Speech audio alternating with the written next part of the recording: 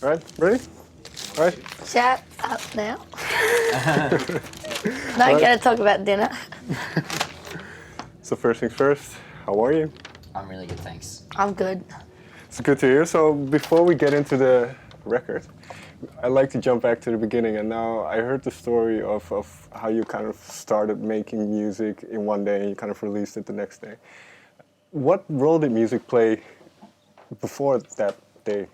For me, it was like I just go to gigs all the time. Like 5 nights a week, I'd be going to gigs, and you know I like going to gigs because you don't have to talk to anyone. Like everywhere else, you have to talk to somebody, but there you can just sort of do whatever you want. Why is that good? Because you can just be yourself. You know, you don't have to fucking talk. You know. And because I read you went to hardcore. When I was younger, where I grew up, it was like a really chill hippie kind of area. But I found like all ages hardcore gigs, and I just was like drawn to that because it was the only place where there was like energy and like aggro shit. You know what I mean? And I liked that. I don't know. I just liked it. I liked the energy and the violence. Because especially as a young girl, I can imagine it's full of kind of guys sitting next to you like yeah, it was always filled with like really big dudes and shit, and I was like, I'm fucking tiny, and I was tinier then, you know. But I liked that, like I'd go in there and I'd like give them just as hard as they could give. Yeah, and I liked that they treated me the same. Like they weren't like, oh, she's a gentle little flower. It was like they'd push me back, and I liked that. You know what I mean? So they treated you like just like they treated me the same. Like, well, they never said anything mean to my face. You know, I'm sure they're probably like, what the fuck? But you know, it was just the same. There was no difference. But it was like very male dominated, and like on the stage, I never really saw a female musician until I moved to Melbourne. So, yeah. And Declan, did you have a similar experience early on? Yeah, well, before Amyl and the Sniffers started, I was playing in another band as well and going to gigs every weekend, and it was just pretty much like my lifestyle was like constantly going out every weekend in Melbourne, and yeah, like I guess like playing in bands was cool, getting into gigs for free was cool, and getting free alcohol was cool, so being in a cool band was cool. I don't know this guy. I don't know. I feel more and more like Nigel Tufnell every day of my life. Fucking cool, bruh. Sorry, what's cool? Yeah, what's cool? But I can imagine because kind of both things, being in a band and in that atmosphere, but also being in the crowd and then just going nuts. What did it do for you? What did it kind of... I don't know. It's hard to say because I'm me. It's hard to know what it's affecting me like. But it just feels good when everyone's doing it. Like if I'm just on stage or we're all on stage and we're pouring our guts out and nobody's moving, it feels really weird because it's like this isn't a shared experience. This is just like a performance. But when everyone's like fucking thrashing and like getting all violent and like fun and like sweating, then it's like this is like a good thing, not like a weird fucking show business. You know what I mean? But I suppose if you look to a lot of concerts these days, it's not that. I know, yeah. Which is fine too, but for me personally, like I love it when it's crazy and energy. Not that everyone has to move, because I respect that people want to chill and like people have been working all day or at fucking doing whatever they need to do all day, being a mum, or they don't want to fucking dance all the time. But it's, for me personally, that's what I love, so that's what I feel the best about. And did you guys have this attitude the first time you went on stage together?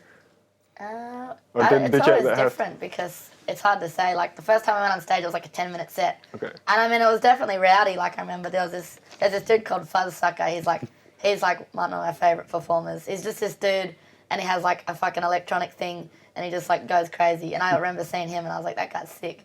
But he was in the audience, and he was wearing white pants, and he got blood on him, and it was like, you know, it was like a 15-minute set. So it's always kind of been, that's what I love. Was it a good set, the 10-minute set that you did? Yeah, I guess. I had fun. No? Well, I mean, like, it was fun, I mean, but it we didn't play sound well. good. Like, it sounded like shit, you know what I mean? It was crazy. And we did 2 covers. It was 10 minutes, 2 covers, and 4 of our songs that we had, you know. Maybe 3, you didn't even do it. Probably, no, we did Cowtex, Really? Cowgirl. Yeah. We usually don't play that anymore because it's chill, but at the time it was like, yeah, 1 of 4. But did it feel natural? Did it immediately did it feel like, okay, this feels right? I don't think we'd do it if it didn't feel right. Well, that's a good point, because one of the things that I hear a lot from musicians is kind of the idea that it's a lot more difficult being in a band than people might realize. So what have you, especially early in the first 6 months or so, what have you found, or what kind of obstacles did you have to kind of get through? I think it's always been sort of like naturally just progressing. So like even if we're not ready for something, we'll get the offer and we'll do it. and we'll be shit and it'll be hard, and then next time we'll do it good. Like generally, like everything we've been offered, we're so not at that level, but we're gonna do it and we're gonna make it work for ourselves. Yeah. Whereas but it's always sort of been fine. Last year was hard because like we hadn't been on tours before and we hadn't been overseas, and then it was like we're away for like fucking 6 months and we all went like weird, like something clicked in us. But then this time we know what it is, so we can just do it, and we're like all having a really fun time and shit. But I think as well, everyone who's like, oh, the music business is so hard, it's like the most cushy fucking thing ever, you know what I mean? It's like, oh, poor me, I sit in a van all day and somebody on the internet writes me off. It's like, if that's fucking hard, then like, you don't know shit because you've never been homeless. Like, you know what I mean? Like, it's so fun. We get meals every night. We get people saying hello. Like, it's really not that bad. What was the craziest moment on that first tour? What kind of, when did you kind of know that it wasn't like other tours? Well, we'd never really been on tours, so we didn't know. It was just like 6 months, like just us four, like bouncing off each other and like partying a bit, probably too hard, and like just not looking after ourselves. Well, because I can imagine you're in very close proximity with each other. So Declan, is there one thing you learned about Amy on that tour? Go on. I can't say.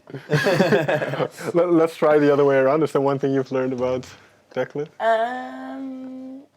No, but I think this tour has been really good. Like, it's nice to see you grow up so much. No, thank Good you. on you, buddy. Cheers.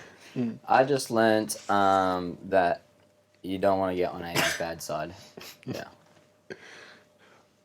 Boys? There's a silence. Yeah. No comment.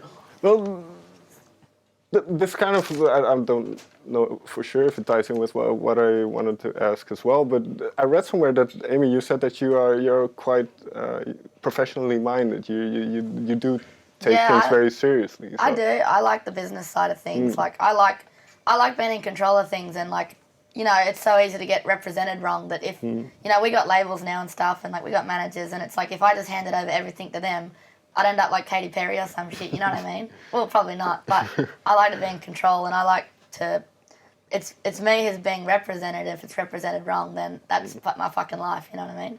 It's like my personality, it's everything, so I want it to be genuine and I want it to be authentic, so it's like, that's why I like having control of the business side of things. And I'm sure that's true then for the music as well, so it's especially, I think you did that first EP, and then that was one day. So what was the next step? Did you kind of go looking for an identity, a musical identity, or did it just? Well, we're always looking for new experiences. Like, we'll always look for new music, and like Declan spent a lot of time listening, like just listening to 70s music and shit. Yeah, I remember that being like a really confusing time because we sort of, when we started, we never really had an idea of like what sort of band we'd be. You know what I mean? And we had like bands that we all mutually liked, but we still didn't know like what we wanted to be. So like I guess like that was a crazy time is when we started writing our first songs, and sort of like we had to sort of learn ourselves what sort of music we could play. And I mean like I practiced guitar heaps and learnt how to solo, and like we all improved at our instruments heaps, and sort of that's when wasn't until like after the first 12 months that we sort of started trying to figure out what sort of genres we could play and stuff. Because initially, after making those first couple of songs, did you think, well, let's go into music, or was it just something to do for a week and then, well, maybe we'll play again? Or? I think it was like, yeah, let's go for it. Like, we've never sort of shied away from offers and ideas because it's like we just want to experience everything we can. But it's like, it just kind of happened as well. Like, it happened, but we also, there's been points where we've been like, let's fucking work our asses off and make this something we're proud of instead of just being like, half-assing it. Well, because part of being, in my opinion at least, being professional is being quite ambitious. And so can I assume that you're as a band, quite ambitious?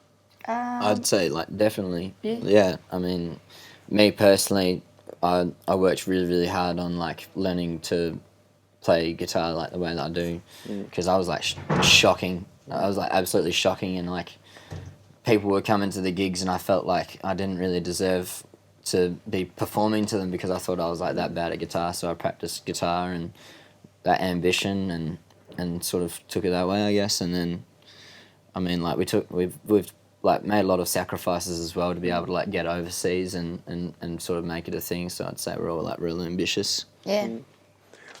What is one song that you can give us on the new record as an example, kind of that you weren't ready for, let's say, a year ago, that you, or maybe 2 song? years? Yeah, that you kind of, like you say, you developed your skills and kind of figured out what you wanted to be. So. It's hard to say. A lot of those songs we wrote like a year ago, kind Okay. of thing, and we did like demos of them and like recorded them and played around with the idea of turning them into an album. Okay. And then 3 of them are new. So like Control, Gacked on Anger, and Go Fuck Yourself, or GFY. They're all new ones. Okay. So, yeah, I don't know. They all felt natural though. It always felt right because it was just like, for me anyway, like they were just like reflection of like I was reacting to shit around me and like writing about it or how I felt and blah. You know what I mean? But can you hear the development in those songs, kind of from the other songs? Yeah, when we hear because we re-recorded Cup of Destiny and Some Mutts as well for the album, and like when we listen to the other one now, we're like, fuck yeah, we've gotten tighter, and we're like, because we've been playing them for like a year, you know, Right. and we put in like so much heart and soul into the recording because it just really comes across. I think that like we fucking meant it when we did it.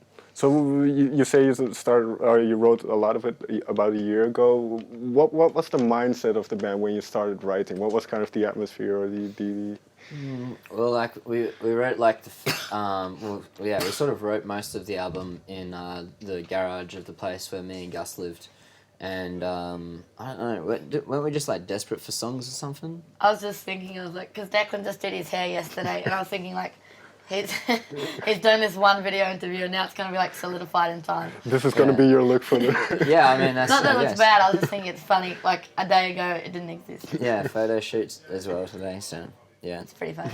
But yeah, like I guess like we were just desperate for songs really, and yeah, like we just needed an album, so we wrote an album and came up with most of it there. Yeah. Is it a very collective process writing those songs? Yeah. So the riffs, the guitar lines and bass lines, they're all written by me, Bryce, or Gus, who are over there. I know I keep pointing over there. And then we just like jam them out, and then once we sort of have like a structure of a song, Amy will just be like writing lyrics while we jam it, and then puts the vocals over the top. So it's like it's 4-way effort, really. Yeah. Okay. And Amy, in terms of the lyrics, once those riffs are there, do they influence kind of what type of words come Well, out? sometimes I'll have something and I'll bring it to the jam room, and other times I'll like just feel the energy of the song and be like, fuck yeah, can't. You know what I mean? Or like, I feel like when we were writing a lot of those songs, I was like going through a weird headspace. So like a lot of them are like kind of like sad or like kind of love songs, and then like the ones we wrote later, they're more like aggro songs. You know what I mean? It's like it's Right. definitely like what's that word when it's like about time, like Period. situational. Yeah, or period. Yeah, that one. Period accurate. Yeah, and yeah, definitely. Like sometimes, like I'll just literally write it purely off the energy because Okay. I'm like a real good freestyler. Like it's really easy to just go from like brain to Do you want to do a mouth. free song now? Nah, I don't. No, And- but I did read that you do that live as well. oh yeah, I need to fill time. Like if there's some fucking broken shit and I'm really drunk, I'll be like, yeah, that's rap.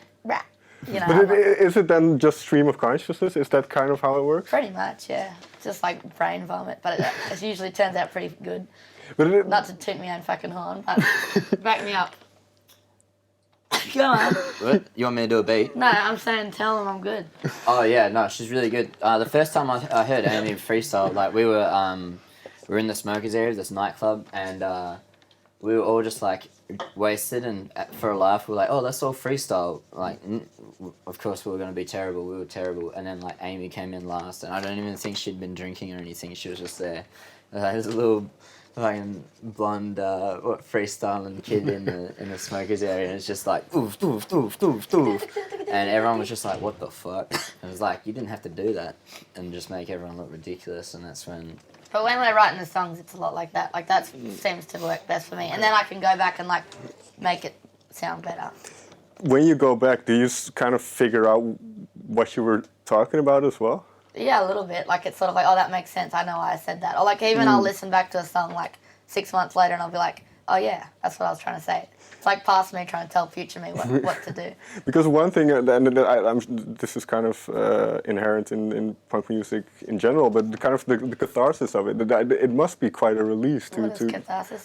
Kind of it's difficult to explain, but an emotional release. It's like Oh, a yeah. kind of purging. Purging isn't the right word. Like just like a stress reliever. Yeah, Or something. because I can imagine. Yeah, well, Releasing toxins. no, Yeah. but does it have that kind of effect? Because especially with kind of the type of lyrics that they Yeah, are. definitely. I think so. Like, I feel really good after if I write a song, I feel really good about it, or like I've gotten something off my chest.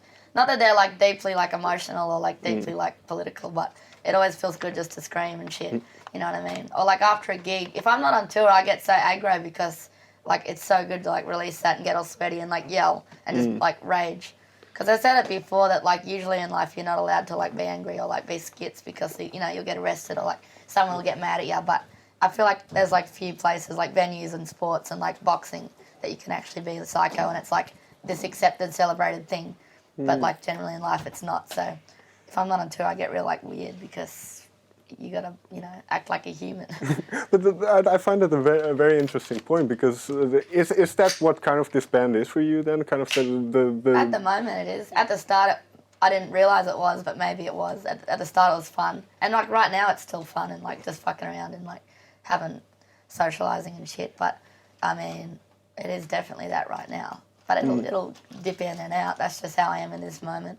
Well, in the sense that this is gonna sound way heavier than it's meant to be. But did you kind of struggle in normal society? See, it doesn't sound right, but I mean, yes and no. Like, I've always been a good worker because, like, I mean, I've had to work, like, my family's all workers, you know, and it's like, ever since I was 14, I had a job, so it's like anything I do, it's my mindset to do it the best I can. Like, never do something half-assed and always do it, like, the best, you know, so I didn't struggle in society, but I felt, you know, not, I mean, I don't know if anybody feels perfect in here. but I hope not. Yeah. And Declan, for you then, when the music is written and then she writes lyrics, what is your impression of kind of the lyrics that she writes? Are there certain songs that stick out for you? Yeah, I guess I don't listen much until like it's recorded. Okay. But I mean, I don't know. Yeah, I'm always impressed with the lyrics that Amy writes, and I always have like an idea of what she's writing about as well. And I mean, you know, it's good. Like, yeah, I mean, yeah, they impress me mainly. Yeah. Well, that's an interesting point as well because sometimes I hear from bands that they don't really get what the other person is writing about. So, but is it because of the proximity and kind of because you share so much of your life experience? Definitely, yeah. Or sometimes Amy will just introduce the song and be like, "This song's about me being a boss," and it's a lot obvious, and you listen to the lyrics and it's like, yeah, it is. But yeah, I guess I don't know. Well, let's go into a song a little bit deeper then. For instance, you mentioned in GFY Go Fuck Yourself is one of the newer ones. So do you kind of remember when that idea? Well, when we were jamming it out, like there was like some trouble with the lyrics because like the lyrics were all press is bad press, all press is good press. I don't want success, and you're just gonna go fuck yourself. But Gus didn't really like it, and so there was like a lot of tension with that, and like I didn't have lyrics for him, and we got to like the day of recorded, and like that was I think one of the last songs, and like the lyrics weren't done yet. Like I'd been like trying to fucking write them in the kitchen while the boys were recording, and I didn't come up with anything, and I was like doing lyrics over and over again. And I was like so fucking angry. And then it was like, we were in Sheffield and it was like real cold. And I went for a walk just for like 20 minutes and like it was pretty much fucking ice snow. I was like, fuck this shit. And I wrote the lyrics, like I figured them out and wrote them and then came back and did it. And as a band then, what is it like kind of constructing a song like that and then going on stage at some point and just playing it and people being able to connect to that as well? It's pretty nice. It is nice. I've seen people on this tour singing along to songs that aren't even released yet, and it really confuses me how that happens. Maybe they're just like really wasted. I reckon it's because on YouTube people chuck them online, and then it's like that's what I reckon. Yeah, maybe that. Because yeah, I mean that stuff happens, and it's like, oh, that's cool. Or like I remember when we were playing Got You in the really early days, and people were singing along to that, even though like it wasn't like online anywhere. I was like, oh, this is cool. But yeah. It's good when other people can relate to the lyrics. Or like, you know, someone will come up to me after a gig and be like, oh, these lyrics meant this, this, and this to me. And I'm like, well, that doesn't mean it to me, but that's sick that that's what you fucking feel. You know what I mean? Because then it's like this, like, it's like whispers. When you whisper to somebody, it gets to somebody else. It's completely different, but Right. it means a lot to them in a different way. It's cool. Who for you were the bands who had that effect on you? I don't know. Of like the lyrics influencing us and Well, that kind of made that impression on you that you could connect with it. Well, when we were writing, like when we were first started off, I really love bands like Oz Mutants. They're like an Australian band, and Drunk Mums and Dumb Punts, but at the moment, like I really love X-Ray Specs, and I really love like Sleaford Mods. I really love their lyrics because I just can relate to them, and whether or not it's what they're trying to say, but it's definitely I like suck something out of it, and I'm like, fuck yeah, that's how I feel. And for you? I'm like Drunk Mums. They're a Melbourne band, and they sing a lot about just like things that we do in Melbourne, and I listen to their music and really relate to it. Like songs like Backyard Hit and Pub on My Own. I'd listen to that, and I remember like Pub on My Own came out when me and my ex-girlfriend broke up, and I was like, this is like a sick song.